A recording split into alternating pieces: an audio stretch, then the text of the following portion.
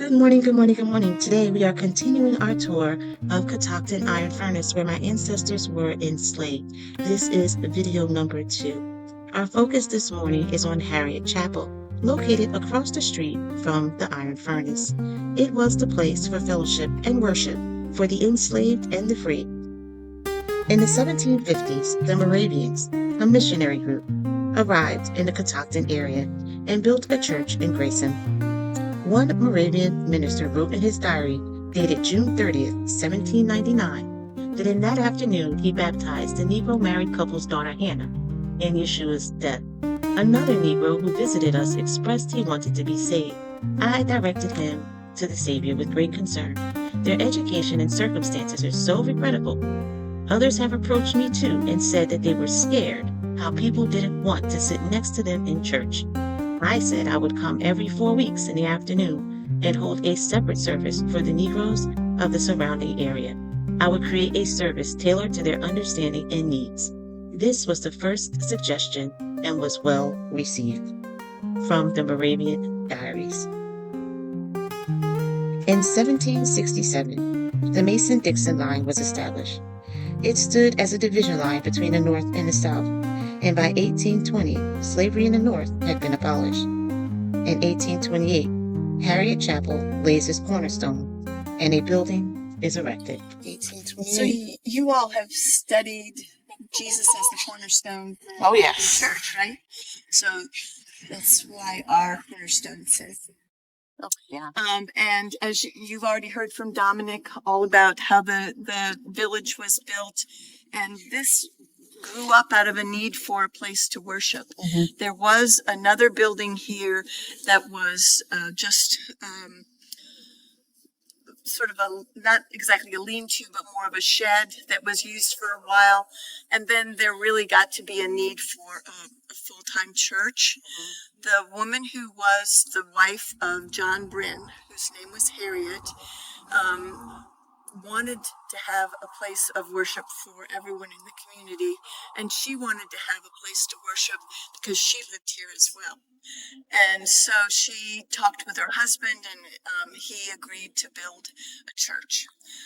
Unfortunately, what happened was they started building it, and in between 1827 and 1828, they were building, and she died before it was completed. She was 43 years old and had already had 8 children.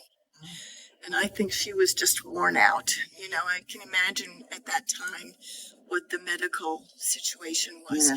And I'm sure Dominic told you when they looked at the bones of the people who were born there, what terrible conditions that, they were living in.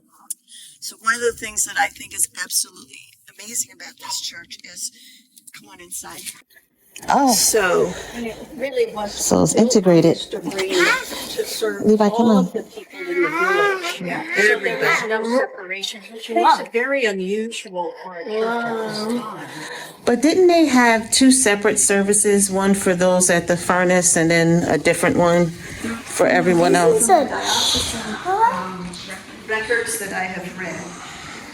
There were This is 2 gorgeous. ways that people did that. They either left the slaves at home and they had a separate service, or the slaves came with them. Okay, In sit this down. case, it seems as though they all Jordan. came together. Oak Creek would have services here or at the furnace Furnace, itself. yeah. I did read that they had to have a separate service, so I just... Here? No, it was in the first book, can't think of the name of it, that Elizabeth's mom wrote. That they had to have separate Wait, no, it wasn't in that book. It was on the Moravian Diaries Okay, online. because I've Yeah. read that book. Yeah, and it didn't yeah. say anything. No, it was on Moravian Diaries In the online. Moravian Diaries, yeah. Well, they did have separate services in another sense, in that when the Moravian pastor was coming down here on a donkey, he would have a service at his church, Graceham, which is where she lives, and that would be in German. And then another week he would come down here. Those were separate services. And there are records of Episcopal priests or pastors who came here to do funerals and weddings, and they recorded the conversations with the people of color. But there was no mention that I've read Right. that they were separated because of that. Because it really functioned, because the chancel was not built. It was a wall right there at the altar rail. So this functioned really like a community center, if you will, because it was under cover. It was a little warmer than it might be outside. So it was kind of what we would think of as an all-purpose room for the community. Okay. So it was a very simple table in front rather than an altar. And so it had and there would not have been these pews wouldn't have been Right. there. They would have stood or brought their own stools or sat on the floor. Okay. So it's a very different kind of feel, but you can still feel the presence. Why it's such a special place. Right. The windows would have been shutters, both inside and outside, and they would open them. So it was still a chilly place, but better than the outside. Okay. And then they also had a coal stove. And the lady who lived across the street, who has since died, remembered coming here as a child to help the Sunday school teacher get ready for church. And they would come an hour early, get the fire started, clean the place up, and get it ready for Sunday school before church. Wow. One of these. Sort of started out as a non-denominational church and became an Episcopal church because the owner was a member of an Episcopal church in Frederick. Okay. And so when the Moravian pastor could no longer make the trek, as you can imagine, it's a little over 5 years. Yeah, It's really it was 1930s. Yeah, it was between 1926 and 1930. It's the final furnace, which would have been Deborah. Lancelot Jacks gave permission for the parish to, I'm going to say, rescue the masonry work. And so these arches, we can actually look at a picture of Deborah, and you can actually see these arches from Deborah. So this is it's a lost structure, but it's been repurposed, and so it's survived here. These arches survived intact. Wow. So the masonry is a little bit different here than it is outside. Very large Sunday school here. Okay. And the children drew the picture of Catoctin Village with the church and the Senate. And then the women of the church did the crewel work embroidery. Oh, wow. And this is one from fall, I guess. We have the 4 seasons. We have 3 seasons. Okay.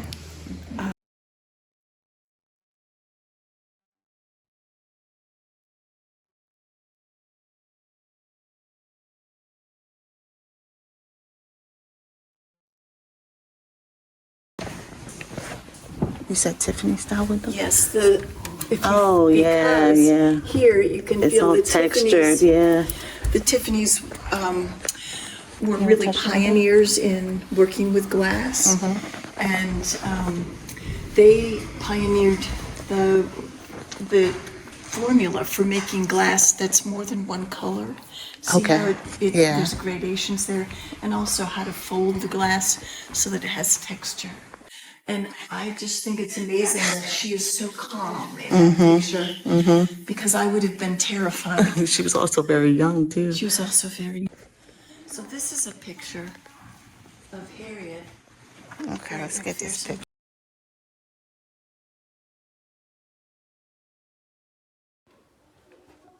Was able to be a great This was a Sunday school room, and there used to be a pump organ that was here. Had a desk here for the office. It was everything was crammed into this room. Okay. So they called it a sacristy originally. See that? Going in. 1891, St. Andrew's Day. Wow. So Father McGill, there was a Father McGill who was instrumental here. And there are certain names that get the McPherson, Harriet McPherson Bryn. But then there have been 3 Harriets who've been really important in keeping this church going over the years. Okay. So.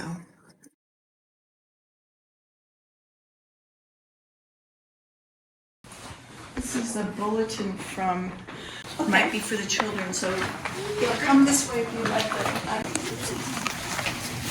Okay, so see, they have like a kitchen area here too. See? These See? are harvest packs. If you'd like to have a harvest pack. Your mom said you could have some. It just has candy corn on it. Okay. This is where they gather for prayer and